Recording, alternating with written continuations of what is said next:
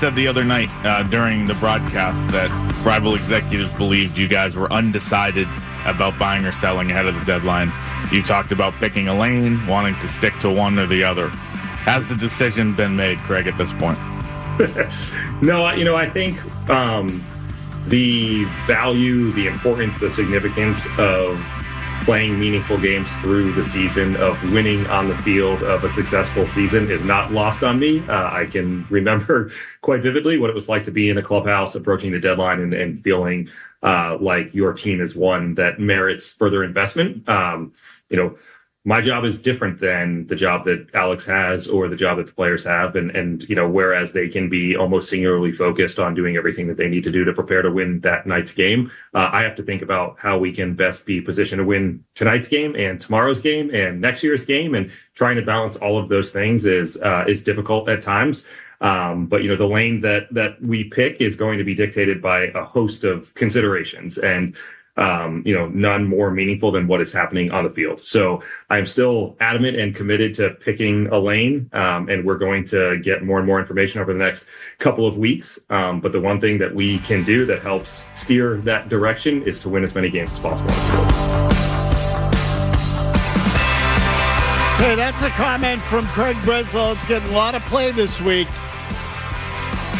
Red Sox have not picked a lane yet. They are now 10 games over 500. Trading deadline is basically 3 weeks away. That's the question we're going to begin the show with tonight. And I should tell you, let me get this out of the way quickly. Jared Carrabis, presented by Blue Moon Belgian White. Be sure to relax and enjoy the ball game with Blue Moon Belgian White. That's Blue Moon, born in a ballpark, brewed for baseball. We'll open up the phone lines right away, 617-779-0985. And again, let me just give you the math, Jared. Let me give you the math. Red Sox are 3 up on the wild card in the loss column. They have played 90 games. They are 10 games over 500 for the first time this year. In possession of a spot, big sample of 90 games, and yet Craig Breslow says he is still undecided as to whether or not the Red Sox will be buyers or sellers at the trade deadline. Why is he undecided? First of all, you don't want to tip your hand. I think it would be almost weird if he did say, yeah, we're going to buy. It's not that time yet. I think what is frustrating me, because I don't want to say it's frustrating the fans and not include myself. I am also bothered by how he presents it. You can say it in a way where you are, I don't want to say, what's the word? Like you're not putting up a front, I guess. You're not posturing. Yeah, you're not pandering. You don't have to pander to this fan base and be like, well, we're definitely, going to, you don't have to give it the rah-rah speech or anything like that. The full throttle speech? It's disingenuous, because if the Red Sox, knock on wood, say they did lose, they go 1-19 until the trade deadline, then you're not going to commit to buying before it's time to buy. I get that. It would be nice if he at least had some enthusiasm about what's happening now. It's almost like the way that he talks about the team is dismissive of what they've done to get to this point, when they've picked up 10.5 games on the Yankees since June 15th. So since May 19th, they have the best record in baseball. Can you at least acknowledge that? Like, when we want to talk about samples, and most of that is putting words in his mouth, right? Because, when we were talking a couple weeks ago about why he was non-committal to buying at the deadline, it was because the larger sample was that they were a 500 team.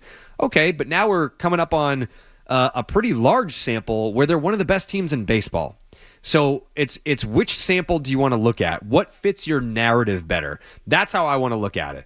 Is you could take this sample of games and say, well, the majority over here is that it's a 500 club and they're just on a hot streak. Or you could take this latter sample and say, it was kind of a slow start, but they didn't get too low, below 500, and they didn't get too high, so they were kind of just floating in the middle. But now you look at this later sample, they're one of the best teams in baseball. You can pick whatever sample you want and fit whatever narrative you're trying to get across. So if you're saying to me that this team isn't worthy of investment, that's kind of carrying ownership's water. It's almost like if John Henry in spring training, I mean, it wasn't directly to anyone, but it was like off the record conversations, was saying, we're not spending because we don't believe in the team. Well, can't you look at it now and say we have to believe in this team? How do you not believe in this team? Pose it as a question. How do you not believe in this team at this point? How can you look at Alex Cora in the eye and say, yeah, I'm not really sure that we're going to pony up what it takes to supplement this team to go on a run. And I was listening to I don't know if it was earlier today or if it was yesterday, but you said something along the lines of just because they're not going to be World Series contenders doesn't mean that they're not worthy of investment from ownership, from the fans. Not everything has to be World Series or bust. Right. You don't have to look at, we'll add Lorenzen and Nathan Eovaldi or a middle infielder or something, and then we'll go out and win a championship. You can just say, hey, we're in a playoff spot. This team is 10 games above 500. We look at the rest of the field. The Yankees were supposedly one of the best teams in the American League, and you kicked their ass 2 series. You took 2 out of 3 from the Phillies. They're the best of the best in the National League. All you got to do is get in and see what happens. This team is worthy of investment. You can't tell me that. You can't look me in the eye, John Henry, and tell me that this team is not worthy of investment. Okay, so let me ask you the question in another way, and I ask this of our listeners as well. 617-779-0985, because this is a question for you. I'm not going to ask you out there tonight whether or not you believe in the Red Sox, because frankly, it's irrelevant. Okay, I mean, I like to hear it. There are nights where I want to hear it. Tonight, I don't. My question to you tonight is, do you think ownership and management believe in the Red Sox? That's my question to those of you out there. So, Jared, let me ask you the question that way. I started by saying, why haven't they said whether or not they're going to add? You say maybe there's some posturing. Okay, fine. Like, I don't really believe that. If I were to say to you, do they believe in this team, or ask you, do they believe in this team? What's your answer? My answer is I don't think that John Henry's really paying attention. I don't think he's up to speed on how well. Okay, what about Craig Breslow? I don't think that his opinion matters. Whether they buy or they sell or they stand pat, it's almost like it's not even a Breslow decision. That's Sam Kennedy, that's John Henry. So what are they going to base the decision on then? Once the deadline comes around, are we in a playoff spot? Like I think it's very like. So you think if they're in the spot that they're in right now? Yep. Which is technically, I think, 2 games up in the playoff, but 3 in the loss column, that they will add. I do. I don't know to what degree. Like, I'm not going to sit here and tell you they're going to add a bona fide ace. I don't necessarily think that they need. It would be nice, but I don't think that they need the bona fide ace. Like, I threw out Nathan Eovaldi. The Rangers are actually playing good baseball right now. I think they've won like 5 or 6 straight, so who knows? They're still under 500, but that's a weak division, too. It would be like, that's the kind of guy that I want. If you add Nathan Eovaldi back, you're saying we have a guy that's been there, done that, can handle the market, and he can give you innings. That's all I'm looking for. I don't need a frontline guy. I don't need a game 1 starter, even though he probably would be if he came here. That's what I'm looking for, is can you add to this team to fortify what they already have and continue to build towards getting to the postseason this year? It's a pretty simple question. Yeah. I mean, and again, the 2018 deadline is a good one to look at, and I'll tell you why. Not because the teams are comparable. The 2018 was loaded. 2018 team was loaded. There was no gray area. We all knew that they could win the World Series. They were the best team in baseball that year, wire to wire. They were a wagon. The deals they made were not big deals, and they ended up playing a significant role in the success of the team. And they weren't last minute either. Like, Steve Pearce was here by now. But this is the point that you're making, and frankly, the one that I also made earlier in the week. Like, the idea that it doesn't have to be a blockbuster. No. It can be a strategic, well-placed maneuver that improves your team and gets you some guys who fill holes and can help you in October. Steve Pearce is a platoon player, or was. He was. Who played 40% of the time against left-handed pitching. That's it. He didn't even play the majority of the time. It really was less than that. Back then, I think it was, 2/3 of all pitchers were right-handed, which means Steve Pearce might have gotten into the postseason or might have gotten into a game in the postseason once every 3 games. Twice a series. It ended up being more than that in the World Series because the Dodgers had a lot of lefties. But you get the idea. He was a bench guy. Steve Pearce was a bench guy. He ended up being the MVP of the World Series. He was a big part of their lineup. Made a difference. And Nathan Eovaldi speaks for itself. You didn't have to give up premium prospects to get those guys. So I'm going to answer my own question. Do they believe? No. They don't. I don't think they do. I disagree that John Henry's not paying attention. He might not be paying as much attention as he used to, but he knows what's going on. He knows they're 10 over. He also knows what the projections are and that they're probably an 84-win team at best. I don't think that. I do. You think they're going to win 84 games at this point? No. I said what the projection was, in his mind, the projection is. Yeah. From this point forward, though? Okay, no. The projection to start the year was 78 wins. Mm-hmm. Okay, now they're 10 over, and I think that John Henry is looking at it from an analytical point of view and saying we're really not 10 wins over, and if we continue at this pace, we're going to win 90 games. We're not that good. We're going to end up with something like 84 because we're going to finish a little on the high side. That's what I meant to say, okay? So I think he looks at it and says, we're still an 84-win team in my mind at best, something like that. I don't believe. We're not going to add. We're not going to pay through the nose for some sort of addition. We're not going to do it. That wasn't the plan. It's not what the numbers tell us. That's what I think. I think they don't believe. This is the part I don't get, Jared. They've played 90 games. Analytics are based on a large sample. The ups and downs are included in there. But 90 games. Okay, they've played 90. And they're undecided. When they're telling us we're going to wait out another couple of weeks. So they really can't wait 3 weeks because then you're getting down to the nitty gritty. So the fact that they're saying they're waiting, what are they waiting for? Well, how much of this is an ego thing too, where at the beginning of the year, we didn't project them. We didn't calculate that they would be this good, and they are. We don't want to admit fault. This isn't, but you mentioned the plan. Plans have to change sometimes. You have to adjust and pivot. Yes, your projections at the start of the year, maybe it was a 78-win team, and they're currently on pace to blow past that.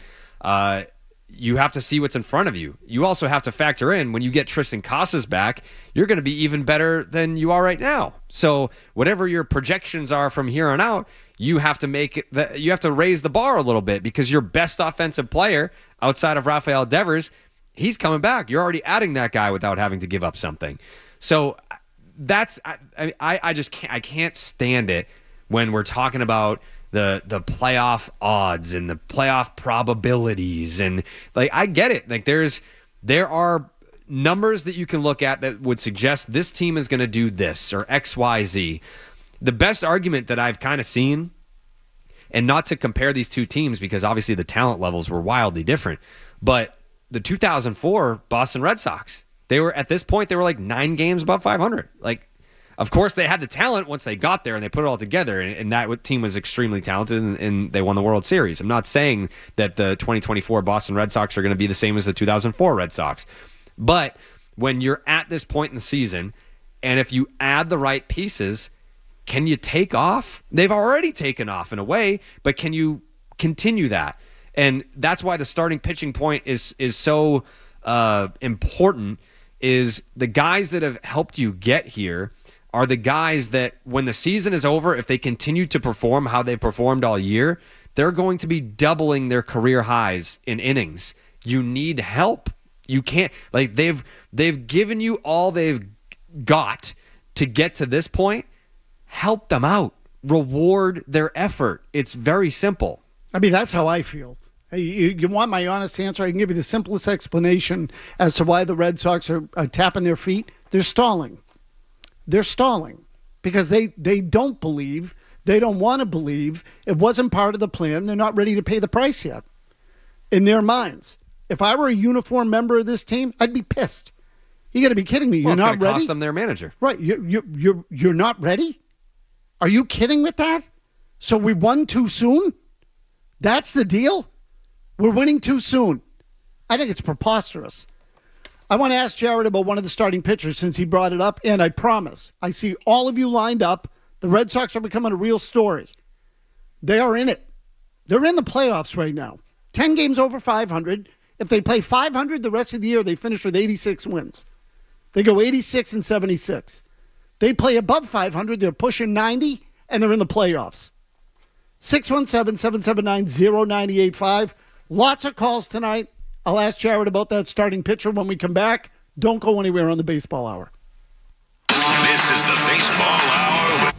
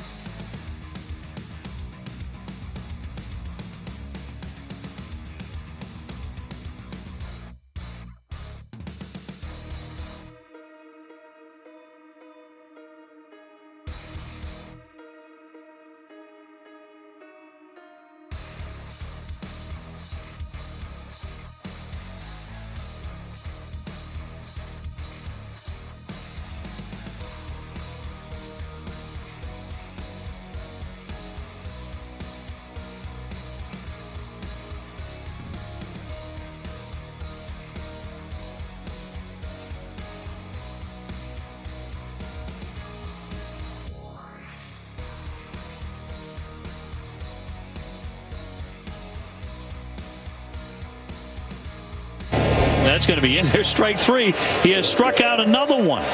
His 10th of the ball game. That matches his career high. This is a fascinating outing. Yeah, just front doored him. Butler gave up on this. He thought this was in, but just stayed right on there on the edge. Brian Bale, we'll get to him in a moment. That's the starting pitcher I was talking about. What is Brian Bale? We'll get to that too during the course of this hour, but I see a lot of you lined up. So we'll get to your calls right away. And since you called from the very beginning, we'll go in order of weight. Steve in Rhode Island. Steve, what do you got? Good evening, Mazz and Jared. How you doing? Let me get you off speaker. Sorry. Good evening. Glad to be on with you, both of you. And the answer to your question initially, Mazz, is I don't think ownership cares. And I agree with Jared. I think Breslow's almost like a puppet at this point. He really can't do anything. But what I wanted to say tonight was, first of all, long-time Red Sox season ticket holder, 38 years. I find this to be one of the more refreshing seasons that we've had in a while. So it's been really fun to watch them the last 6 weeks or 8 weeks or so. But what I wanted to say was there's going to be a lot of attention on this ownership group and front office over the next few weeks with the trade deadline. And the weekend after the All-Star break, they play the Dodgers, obviously high visibility series. Sunday night baseball again for them, so a lot of eyes on them that Sunday night. And the following Sunday night, the Sunday night before the trade deadline, the Yankees are in town, another Sunday night game. So they have two national Sunday night games in a row, Dodgers and Yankees, storied franchises, obviously all three of them. So there should be a lot of attention on the trade deadline, a lot of talk during those games. So it should be interesting how ownership and the front office kind of react to all of those questions that are going to be the Buster Olney questions, the Ravitch questions, so on and so forth. So that's all I have. I'm going to let you go. But the only thing I would say, Jared, is by then, shouldn't we have our answer? For sure. In other words, so they have these national TV games. There will be discussion. They will have added or they will have not by then, I would presume. Particularly the second of those two Sundays. It's on the 28th, that game with the Yankees. I would hope by then there's a clear picture. And I don't think the Red Sox are making trade decisions based on we have a couple of national games lined up on Sunday Night Baseball. But I do kind of question. I know that you said you think that John Henry is aware that they're 10 games above 500. I'm not so sure about that. I'm really not. And I'm not like a John Henry hater. Like I appreciate everything that he's done for the Red Sox organization, but I'm reading the comments, I'm seeing the body language, all the reports about when he goes to the owners' meetings and he's like, hey, come get into PGA. Like, objectively speaking, he's not as engaged with the Red Sox as he was before. No question. And he's not trying to hide it either. So I shouldn't be sitting here feeling like, oh yeah, no, he definitely knows that the Red Sox have the best record in baseball since May 19th. I don't think he knows that. And when Craig Breslow is doing these interviews and saying, yeah, we haven't picked a lane yet, it's probably because he hasn't gotten clearance to pick a lane. Nothing happens without John Henry's approval. And the last update that we got was that John Henry did not believe in this Red Sox team. So it's almost like imagine having a job where everyone's looking at you to not necessarily save the season. I don't think they need to be saved, but it's your job to add talent to the roster. And you can't do that without the approval of someone who is emotionally not as invested as they once were. It's like, hey, can I? It's like being a kid and going to the store with your mom and being like, can I buy a toy? And you have to wait for them to be like, all right, fine, yeah, you deserve it. Or you were a good boy today, so we're going to get you the toy.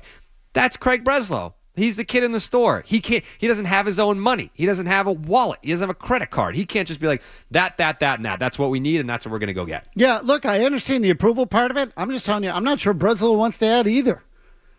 I think Breslow is sort of the same mind. I mean, when I say John Henry knows, he knows what it is on paper. He knows the Red Sox are 10 over. How they got there, he doesn't care. I think he wants to flex a little bit. If you look at like the characteristic DNA of a Craig Breslow type, and I mean a Yale graduate, former player, first year on the job, Yale graduate, of course he wants to make a move that makes him look smart. I don't think he wants to stand pat. I don't think he wants to sell. I think he wants to make a move that ultimately pans out that maybe at the time that it's made, people are like, really? That's what we're doing? And then that person becomes the Steve Pierce where it's like, yeah, that's what we're doing. That's the World Series MVP right there. That's what I think Breslow wants to do. I don't think he doesn't believe in this team. I don't think Breslow is looking at the Boston Red Sox saying, yeah, I think maybe we'll trade Kenley Jansen and then call it a deadline. Like, I don't think that that's what he wants to do. I think he wants to make that I'm smarter than you and I know it and you don't realize it yet move. See, I think he wants to do big picture. That's what I think. I think he wants to keep building for the big picture because it's the safe and prudent way to go, and it's the mathematical way to go. Quinn in Philadelphia. Quinn, go. Hey, guys. Thanks for taking my call. Mazz, to answer your question quickly, I think Jared Carrabis does care about this team because he empathizes with the players since he was a player himself. That's right. But I wanted to ask if you guys had heard a comment that he had said later in that interview where he was asked what they would target if they were to trade, and he identified a starting pitcher and a right-handed bat. So at least if they are going to make a move, they know what they're going to do. And it's what everybody has been saying as well. Yeah, it was. I don't remember the right-handed bat part, and maybe he said that on the podcast. But I remember during the game in the interview with with Carrabis, he did say, "Well, look, if you were to look at our system, we have positional players, we don't have pitching," which I think it was an admission that they would be looking for pitching. I think the caller meant to say Kenley Jansen, but they said Jared Carrabis. No, I think he meant to say Craig Breslow. Well, Kenley Jansen did an interview with Bradford, and he identified, he's like, you know what we need. We need a couple of starters, and we need a right-handed bat. So that matches up with what Kenley said on Bradford's podcast. Okay. Yeah. Dan in Pawtucket. Dan, what do you got? How you doing, guys? I'm really intrigued by this whole lane selection situation. So my question is, what do you think are the chances that Breslow definitively announces his lane selection before the deadline? That's my question. Okay, Jared, the fact that whether he announces it or not, does that matter? No, and it's not. I don't know why people are acting like it's some tradition that teams are like, we're buying. It's black smoke. We will be buying at the trade deadline. Yeah, that's just not a thing. I think this fan base is just so beaten down by the lackluster trade deadlines of the last 3-4 years. 5 years. What did they do at the 19 deadline? I don't even remember. I think they just kind of sold because they were in third place. Yeah, so we're talking about they didn't do much at that deadline. Half a decade of lackluster trade deadlines where either it was a dud or they did nothing, or it was just disappointment for 5 years. So that's why it's almost like fans are waiting for that reassurance. Just tell me you're doing something. It's not common practice to announce that you're buying. I think we have to be patient. I'd like to think that they're going to do something, but I don't think I'm going to be disappointed, but we're not going to be blown away by what they're going to do. No, but you got it right. The greater concern is the fact that there's no real energy, excitement, or optimism expressed in the team. You don't hear Craig Breslow saying, well, hey, look, we've done a good job. We're in it. We're in a good spot right now. We'll see what happens over the next few weeks. And some opportunities may present themselves to us that make sense for us. And if they do, we'll jump on them. Sure. You could easily say that without disclosing whether you're buying or selling. And that's just what I meant say opportunities. That's what I meant earlier about none of that. Don't pander. You don't have to pander. You don't have to do the full throttle thing. But don't say what you've been saying where it's like, yeah, we haven't picked a lane yet. Because all that says in between is, yeah, we're not really sure about this group. What do you mean you're not sure? You're 10 games over 500. You're in a playoff spot. What do you mean you're not sure? So that's the part that gets me. They're 10 over. They've played 90 games. So what now? Now, if you lose a couple of games in the next few days, that's going to be the tipping point? And that's idiotic. That just doesn't make any sense. Mark's in Medford. Mark, go. Hey, Tony, how's it going? My question is this. Does Breslow have the freedom, if he wanted to trade for a really good player with a high contract, does Henry give him the okay to spend the money? Okay, so this is Jared's point. Jared, go. I don't think so.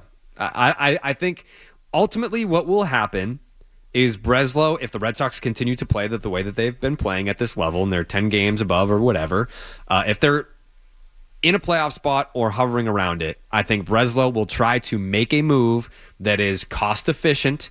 I don't think he's taking on some massive contract of a player. I don't even know what the example will be. Let's just say, for the sake of argument, because this is the first name that came to mind, Christian Yelich. Let's say you trade for Christian Yelich because the Brewers are like, we're in it, but they've done this in the past where they were in it and they traded Josh Hader. or we want to unload this Yelich contract and the Red Sox are willing to take it on and it's a guy that can help them.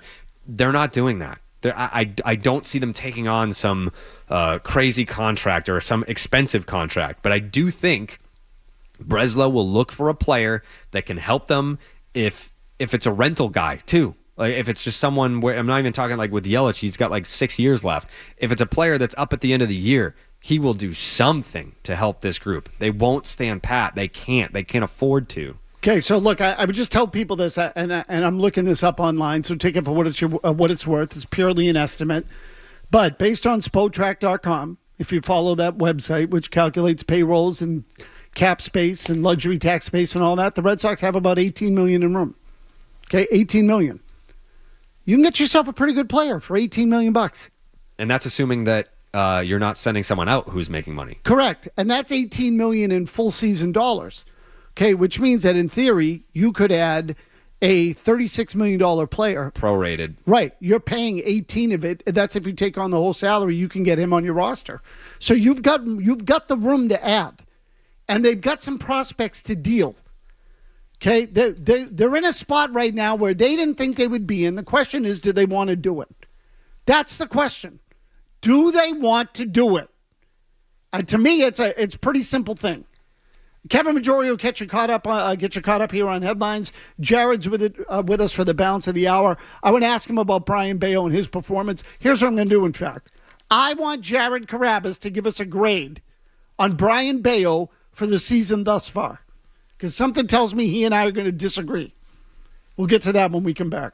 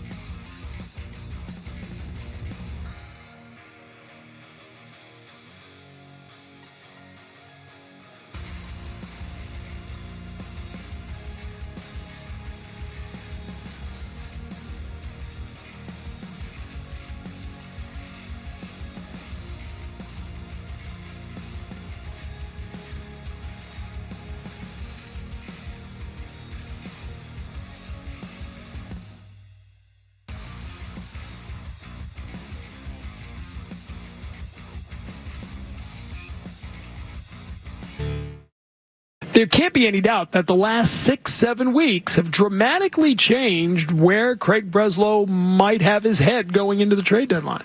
Without question. I mean, this is a team that feels like they're on a mission, and they're focused on getting back to the top of the division. It's not that far away. It's a really exciting thing to think about. Where we were when we started the season, and the sort of internal belief that this group has. It's fantastic. So, look, we just got to keep winning games. Let's just keep going. The market's early. Here we are, July 10th, 11th. It sounds funny, but it's still, a couple weeks away. The market has not started to really develop, and we'll see what happens over the next couple weeks. But obviously, you can never have enough pitching, and that's something that I know will be always at a premium. But we'll see what happens here over the next couple weeks. But we'll be ready when the opportunities come. All right, well, we have a little detour here. That's Sam Kennedy, Red Sox president, on NESN pregame a little while ago, minutes ago, I guess. Jimmy Stewart, thankfully, and Kevin Majori back there behind the glass watching the pregame show. Sam Kennedy goes on, that's a step in the right direction. No promises. And again, I don't know if I believe it. At the end of the day, it's going to come down whether or not the Red Sox really want to pay a price. As I like to say, Jared, if you want to make a trade at the trade deadline, you have to be prepared to bleed a little bit. Okay, you got to give something up. If you want to get anything of value, you've got to give something of value. Is that true, though? Sure. I don't think so. Well, when I say give something of value, I'm talking, do you consider Nick York to be of value? Yes. Okay, so I'm talking about something like that. Okay, but I'm not talking about Marcelo Meyer. Well, let me ask you this, Tony. Can you tell me who the Red Sox traded for Steve Pearce? No. Can you tell me who they traded for Kyle Schwarber? No. Can you tell me who they traded for Nathan Eovaldi? No. Okay, so I don't think that you do have to give something of value to get something of value in this case. But at the time, I bet you I did know who it was. I don't think you did. Really? They weren't really needle mover prospects. Okay, and again, I would tell you that those guys were, at the time, I liked the Pierce move from the very beginning, and that's documented. Yeah. That's not revisionist history. The Eovaldi deal I knew less about. I felt like they could have done better than that. I was wrong. The only one I remember was Drew Pomeranz. Me too. I remember that one too. That was Anderson Espinosa. He was the top pitching prospect in the organization at the time, who never made it to the big leagues. Craig Kimbrell, I know that was like a 4-prospect trade. Correct. That was like a big deal at the time. But, I mean, I don't really remember if any of those guys made it in the Kimbrell deal. The only one that I can remember is Chris Sale, and it's like those two guys made it to the big leagues, but you would make that trade 1,000 times over 1,000. Okay, but again, so you're not wrong, Jared. I'm just telling you in real time. Like, let's use the Sale deal. Yeah. And in real time, you had to bleed a little. Sure. Kopech was hyped. But it paid immediate dividends. Yes. And you knew going into it that it would. You weren't like, hey, is Chris Sale going to work out? It's like, well, no, he's an established ace. Right. Right. So this is all I'm saying is that you're not going to get an established player without giving up a prospect that someone has heard about. Or if it's a rental. So now Steve Pearce was not the kind of guy that was going to require a big name prospect. And that deal still helps. So I'm just saying, if you want to get a starter and he's got a little term left and he's someone that can also be part of your future, because let's face it, this should be the beginning of a window. Okay, if you believe in all Alex these, Cora called it a door. So did you see that video? I did. I saw the comment. So the point being, though, is if you believe in these young guys, you believe in Marcelo Meyer, you believe in Roman Anthony, you believe in Kyle Teal. I believe in all of them. Well, then your window or door is at the beginning. Yes. So you should be looking for a pitcher who has some kind of term and that you can add to your roster for a year or two. Well, the advantage that you should have here that we probably don't have, we do, but we don't, is the money. Yes. So the fact that you could look at some of these other teams that maybe want to shed some payroll and they have some players where it's like, hey, we're not contending right now. We owe this guy a lot of money and we're not going anywhere. So if you want to take on this contract and we don't need a prospect that's going to make any difference right now. Maybe it's a low A arm and we'll take a flyer on him and hope it's a lottery ticket. That's how the Red Sox used to operate. It's like, hey, you got a guy you don't want to pay? We'll pay him. That's fine. He'll help us and we'll give you a prospect. Maybe he'll help you someday. That's the deals that they should be looking at. Absolutely. Look, I'm just telling you there are moves to be made. Okay, there are moves to be made. But don't just look at the ones that are, chump moves because you don't want to give up Nick York. If you have to give up Nick York, give up Nick York. And when I say Nick York, I mean York or Vaughn Grissom. Okay, you've got two guys here that can play second base that have no service time, basically. Grissom has a little. You should be willing to trade one of those two. Pick the right one, trade the other. Sean in Colorado. Sean, go. Hey, Mazz. I'm going to help you out right here with your point right now about trading Nick York. In the draft on Sunday, the Red Sox by every major baseball publication. Sean, I got to put you on hold because you're breaking up. The connection's bad. So I'll come back to you. Don't go anywhere. Let me take Justin first. Justin in Shrewsbury. Justin, go ahead. Hey, guys. Thanks for taking my call. So the Red Sox, main focus has been the future, right? You know, we're planning for the future, want these prospects for the future. But if they don't add at this deadline, what kind of message does that send to not only the prospects coming up who they see as high potential players, or even some of the guys you signed long term, like Bayo and Devers? For the balance of Devers' career, they haven't done anything to help him on the teams he's been on when they've been good at the deadline. So that only sends a negative message throughout the whole players in the organization by their inactions of adding to the deadline. Just want to kind of hear your thoughts. Okay, Jared, go. So this is my take that I've been workshopping, Tony. So the comment that you made the other day about how you don't have to be a World Series contender to invest in the team. This is my take I've been working on. Yeah. Do the Red Sox have a good chance at winning the World Series this year? No. But if you invest in this team at the deadline, you get them to the postseason, the core is here. This is not a team that's aging, that there's going to be a lot of turnover. If you are to win a World Series here in the next 5-6 years, whatever it is, this window that is about to open, it's going to be a lot of these guys that are here right now. So why would you invest in a team that you don't think that can win the World Series this year? Well, I point to a year like 2003. You get there, you get punched in the nose, and that helps you win the next year. I think when you look at the 2025 Boston Red Sox, depending on what moves you make in the offseason, whether it's a big trade, whether it's a free agent signing, and you're supplementing that team to really go for it in 25 and beyond, don't you want these guys that are up here right now to have a little taste before you don't want the year that you're ready to go for it and win a World Series? You don't want that to be their first postseason experience. Correct. You want them to dip their toe in, get that experience now, piss them off a little bit, right? Like you want them to experience big games, taste it, and loss. And how do you come back from that? How do you how does that motivate you to finally get to the big one? Look at the Celtics. Tatum and Brown, how many games did they play together before they won the big one? Like, that was the big story. So do that with this team. If it's not to win a World Series this year, it's to get them the experience, because that does have a ton of value. Sean in Colorado, we'll come back to you now. Sean, what do you got? Hey, do you got me now, Tony? Yes, much better. Go ahead. First off, rest in peace, Bullet. Second off, Tony, I'm going to help you with your second baseman trade problem. On Sunday, the Red Sox have been linked to a prospect in college from Tennessee named Christian Moore. If I had to ask you what position does he play, Tony, what would you say probably? I would guess middle infield, because that's usually where they go, but go ahead. Yep, he's a second baseman, and at a college age, that means he's a little bit more ahead than somebody that would be like a high school prospect that you have to slot in. If they pick him at 12, and this is like every major baseball publication is linking the Sox to him, that indicates to me that they would want to trade Nick York, Vaughn Grissom, whoever that might be. Thanks, guys. Okay, Jared, I should know this. When's the draft? It's I think it's the Sunday before the Home Run Derby. They do it. So this coming Sunday? I think so, yeah. They moved it. Yeah, it's part of like All-Star Weekend. Right, yeah. So that's coming up? Yeah. This Sunday. It's either Sunday or it's the Wednesday after the All-Star game. I don't know. It's one of those days. They've attached so it's during the All-Star break? Yeah. Yeah. All right. Well, there you go. So I should know that. And now that you said it, I remember it. They did. They made it part of All-Star Weekend. Yep. Basically. Okay, fine. That's a good one. Like, that's a good theory. You know, as we listen to that Sam Kennedy comment that we played a second ago, Jimmy, how long is that whole cut?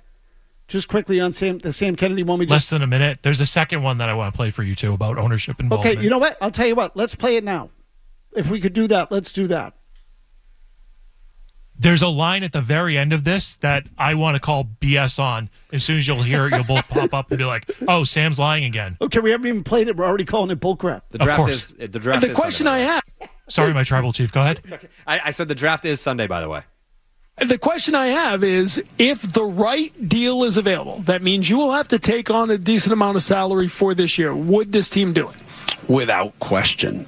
This ownership group, John Henry and Tom Werner, Mike Gordon, the entire Fenway Sports Group partnership have proved time and time again in our 2.5 decades that resources will not be a problem when it comes to doing everything we can to be a winning championship team for the now and for the long term. It is hard, and you have years where you don't meet expectations like we've had the last 2 years. So that is something that has always been a hallmark of this organization, and resources won't be a problem. Now, can we match up on a deal that makes sense?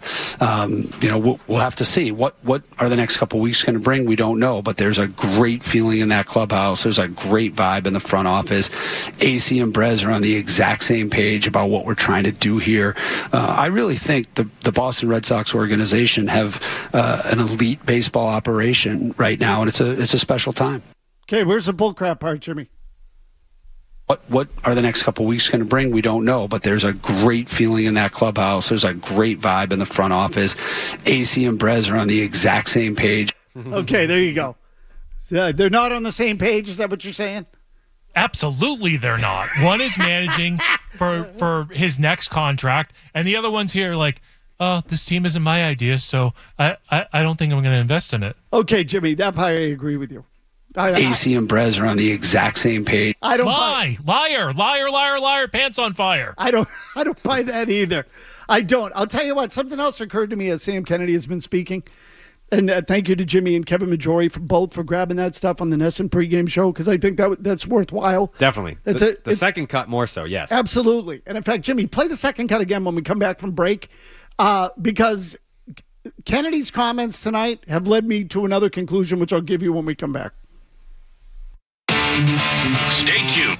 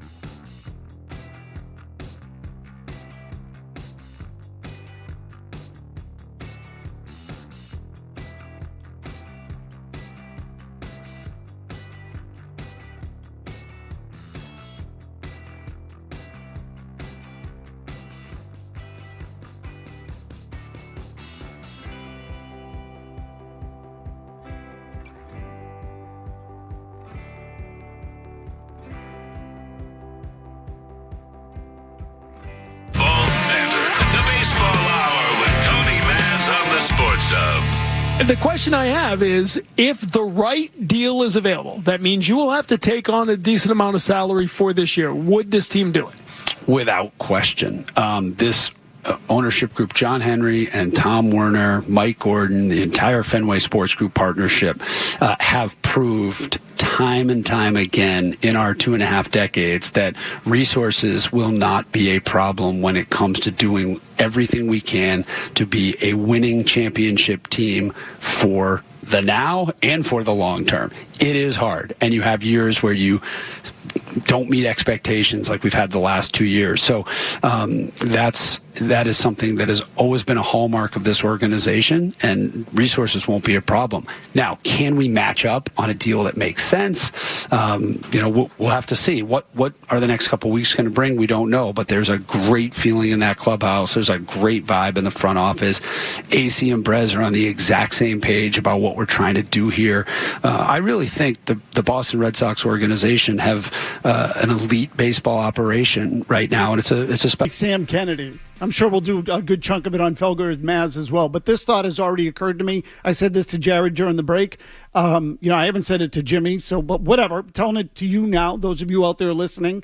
These comments by Sam Kennedy, I think, are good for the public. They're good for you. They give you some assurance that they're paying attention. Yes, we realize that the team is playing better than we thought, et cetera, et cetera. We are prepared to add if we have to add, if the right deal presents itself. Here's the other part of the story. Boy, this makes Craig Breslow look like a chump, if you ask me. Craig Breslow was on Sunday night, 3 days ago, with ESPN. We haven't decided yet. He was on a podcast with Chris Cotillo and Sean McAdam yesterday at Mass Live, said basically the same things. We don't know. I assure you we'll pick a lane. Then his boss, his immediate boss, comes out the next night on the pregame show and says, absolutely, 100%. Without question. Question. I mean, this makes Craig Breslow look like a puppet. And maybe he is. Without question. In fact, he probably is. Yeah. He is. But it also, reaffirms to me, Craig Breslow is crapping his pants. Craig Breslow's new to this. He shouldn't even have this job yet. He got the job because 10 people turned it down or whatever the freaking number was. 11. Or took themselves out of the running. So this just makes Craig Breslow look like nothing more than a guy at the end of a string, for crying out loud. It's like, this isn't going to be Craig Breslow's call. Craig Breslow's going to do what they tell him to do. And then he's going to go back to them with options, and they're going to say, do this one. He's not ready for this job. He was never ready for this job. And now they got good or good enough in a short period of time, and he's being thrust into a spot where he doesn't know what the hell he's got to do. That's what's going on. I think he doesn't know what he's allowed to do. That's a difference. But you know what, Jared? He doesn't know what to do either, because he's never been there. And I know he's worked in another organization. So did Bloom. Until you're in the spot where it's your ass, you don't know. And I'm not dumping on him. I've lived it. We all have. Until you're in a spot where you have to make the call, you don't know. You think you know, but you don't. So I don't mean to get all worked up about it. I like when you get worked up, Tony. But Jesus, you look at it and it's like, in the last 72 hours, Breslow's done 2 interviews more where he said, we haven't picked a lane yet. Then Sam goes on and says, what does he say again, Jimmy? Without question. Without question. Wow, that was a quick 180. That changed fast. Well, I think it's because after both interviews, a lot of people have made a lot of good points. What do you mean you don't know? What do you mean you don't know? And for all the comments that we've made tonight about John Henry not being plugged in, Sam Kennedy pays attention. I know he pays attention. He's listening. Maybe not to this show right now. Maybe he is. I don't know. But he pays attention. He keeps his ear to the ground in terms of what Red Sox fans are thinking and saying. He may not always react right away, but he's listening. And he knows that he has to come out and do some damage control. And maybe it's not even damage control. Maybe it's, you know what? Maybe it's the truth, Tony. Maybe they are in a position where they're not afraid to add a little payroll to this team and add some assets. I have a general belief, Jared, when it comes to anything, don't judge them by what they say, judge them by what they do. Okay? So that's all, I'm going to leave you with that as it pertains to Sam Kennedy. But before we go, and let me just say this to those of you on the line, please accept my apologies. We couldn't get to everyone tonight. Okay, we'll get to you tomorrow. I promise. Without question. Okay. No, seriously. It was an unusual night because his Sam Kennedy stuff happened during the show. Jimmy played it, and it sort of took us in a direction that we had not anticipated going. It doesn't often happen in a 1-hour show, but tonight it did. So my apologies if you've been waiting on the line. My intention was not to leave you hanging there. Before I let you go, only because I teased it, I want to ask you the question. If you had to give Brian Bayo a grade for this season, what would you give him? D-. F. It's not an F because he didn't end up on the IL. He's still taking the ball, but it's been a D-. Only way it was an F is if he wasn't taking the ball. He was on the IL at one point. So can I just say this? Yeah. Because, again, there are 97 pitchers in Major League Baseball who have pitched enough innings to qualify for the ERA title. 97. That is 3.3 per team. Okay? Which means basically you're one of the top 3 starters on your team and every team in baseball, which he is. He ranks 94th in ERA. It's pretty bad, yeah. That means he's one. Not only is he one of the worst pitchers in baseball, he's one of the worst number 3 starters in baseball, if you think of it in those terms. Sure. Okay? Worst number, maybe even like he's in the range of a number 4 starter. That is a gross underachievement fail. But I'll call the D-. I'll call that an agreement. Thank you. Okay, because you were a little annoyed that I suggested Without question. that we were going to disagree. Yeah, we're right there. Okay? Yeah. We're close. You gave him a 59. I gave him a 60. So that's true. It's a good way to look at it. But that 1 point does make a difference. Sure Jared. does. Sure does. So are you going to be back next week or are you on the road? I fly back on Wednesday, so maybe a little Thursday action. Okay, so listen, and I say this in all seriousness too because I know what it's like to travel. If you need the week off, not that I should tell you this on the air, yeah. But if you can't make it in, that's okay. No days off. I told him off the air as well, by the way. Okay, No so off. I know what it's like to travel. It sucks. Jared's going to be at the All-Star game next week. So hopefully he'll be here, but we'll see how that goes. Kevin Majori's got your headlines. Joe Murray has you for the rest of the night. Everybody will catch you tomorrow. From the Town Fair Tire Studios, Celtics, the Patriots, the Bruins, and the Revolution play here. WBC FM at HD Boston 98.5, the Sports Hub.